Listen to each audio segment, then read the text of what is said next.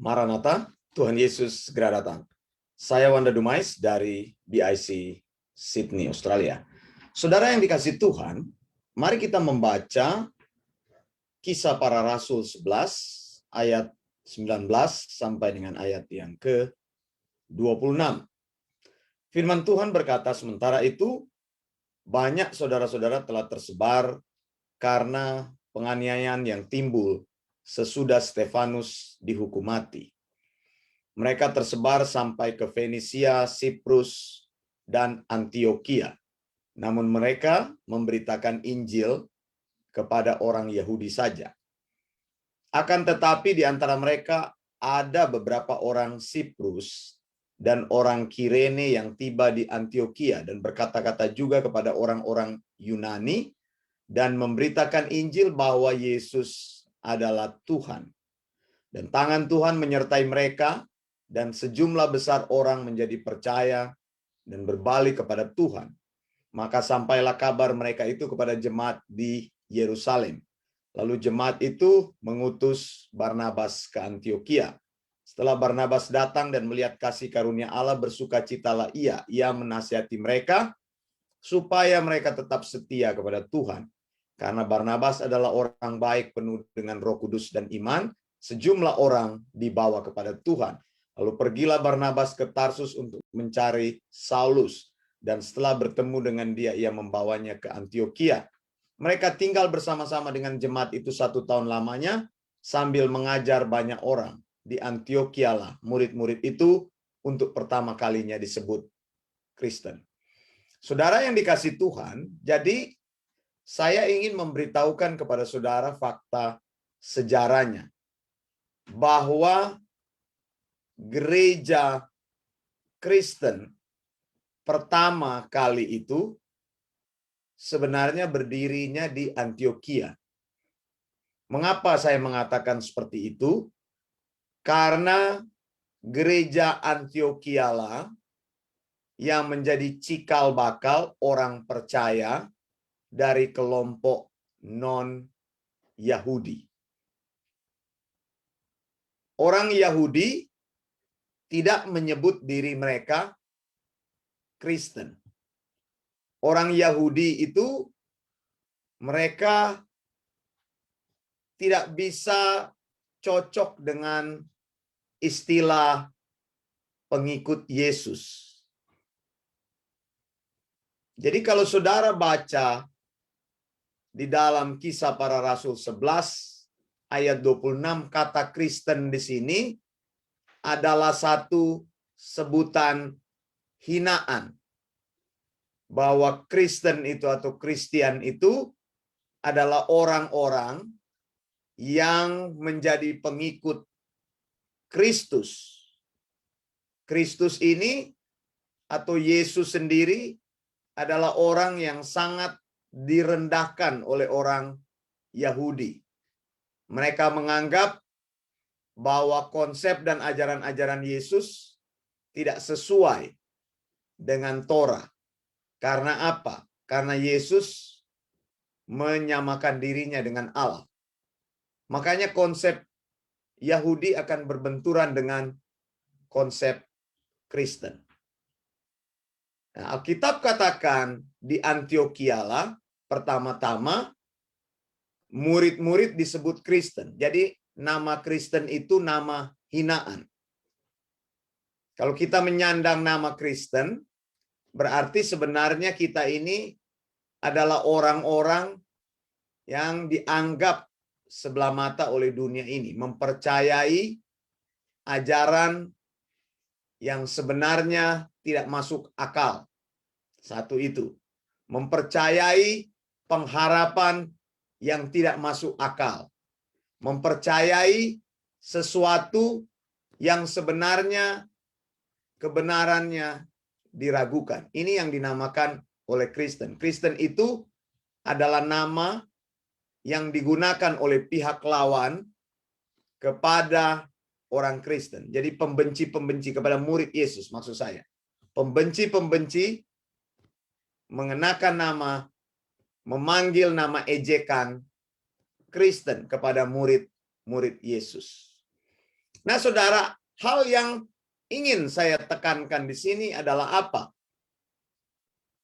Gereja Antiokhia inilah yang menjadi cikal bakal pelayanan gereja Tuhan selanjutnya. Karena dari Antiokhia ini, maka perjalanan misi Paulus terjadi. Dari Antiokhia inilah kemudian terbentuk jemaat Kristen yang tidak lagi percaya kepada Torah, tapi mereka bersungguh-sungguh untuk meninggikan Yesus sebagai Tuhan dan Juru Selamat. Jadi gereja Antiokhia inilah menjadi gereja yang sebenarnya menunjukkan model bahwa orang percaya betul-betul terpisah dari Torah. Itu sebabnya saya mau katakan gereja dan Israel itu adalah dua entitas yang terpisah. Kita tidak boleh menyebut gereja itu adalah Israel rohani. Mengapa? Karena tidak ada yang disebut dengan Israel rohani. Israel itu adalah Israel secara fisik. Dan orang Israel tidak menyamakan dirinya dengan gereja. Itu sebabnya juga gereja itu terpisah dengan orang Israel. Pengharapan gereja itu, pengajaran yang dibangun oleh gereja itu bersumber dari sound doctrine, pengajaran Yesus yang diteruskan, yang Yesus katakan ajarlah mereka melakukan segala sesuatu yang telah kuperintahkan kepadamu. Jadi pengajaran-pengajaran gereja itu bukan pengajaran yang diadaptasi dari Torah. Torah itu adalah type, adalah lambang, adalah simbol, dan kebenarannya digenapi sepenuhnya di dalam Yesus Kristus. Jadi sejak Yesus Kristus ada, maka konsep Torah sebenarnya dipenuhi di dalam Yesus. Kenapa saya memberikan argumentasi mengenai kata salom itu? Orang Kristen tidak perlu mengucapkan salom itu karena salom itu dari bangsa Israel. Konsep salom berhenti ketika salom yang sesungguhnya sudah datang, yaitu Yesus Kristus. Maka kita mengucapkan Maranatha. Datanglah ya Tuhan. Tuhan Yesus segera datang. Tuhan Yesus pasti datang. Jadi kita harus mengenal akar ini dengan jelas. Akar kekristenan orang-orang non-Yahudi itu munculnya dari Antiokhia. Nama Kristen juga itu adalah nama hinaan. Orang Yahudi tidak mengenakan nama Kristen kepada dirinya karena konsep Yahudi bertentangan dengan konsep Kristen. Kita tidak menyebut diri kita Israel rohani. Kita tidak menyebut diri kita adalah pemilik janji yang diberikan kepada Israel. Israel adalah sistem yang terpisah. Orang Kristen adalah sistem yang terpisah. Allah melakukan pekerjaannya menyelamatkan orang-orang non-Yahudi melalui Injil Kristus. Orang-orang Yahudi itu memiliki Torah dan kebenaran-kebenaran yang mereka pahami adalah kebenaran dari Torah. Jadi mengerti ya saudara perbedaan ini. Bukan Israel rohani. Ada pemisahan. Nah kalau bukan Israel rohani, kita itu terpisah. Makanya orang percaya tidak melakukan Sabat.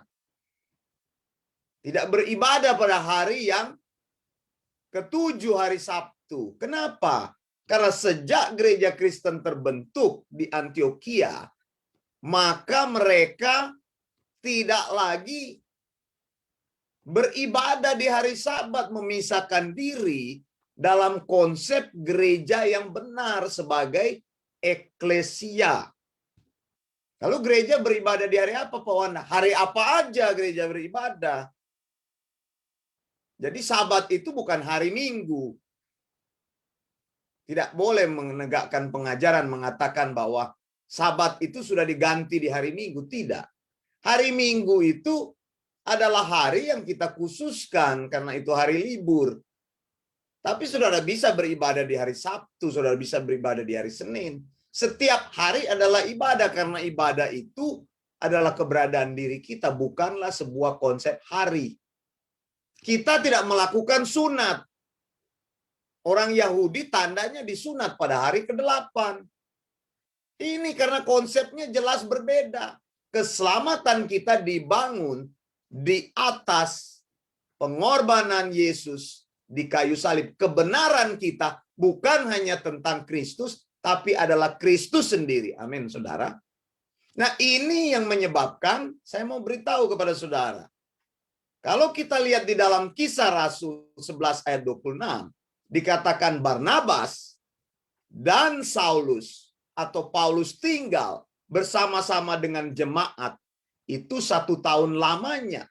Jadi jemaat di Antioquia ini bukan didirikan Barnabas, bukan didirikan oleh Paulus. Jemaat ini terbentuk karena penganiayaan yang terjadi di Yerusalem sesudah Stefanus dihukum mati karena menyampaikan Yesus adalah Allah. Orang Yahudi marah sekali. Tadi kan saya sudah bilang, perbedaan antara Torah. Torahnya mengakui, Ulangan 6 ayat 8, dengarlah hai orang Israel, Tuhan Allahmu itu esa. Hanya ada satu Tuhan.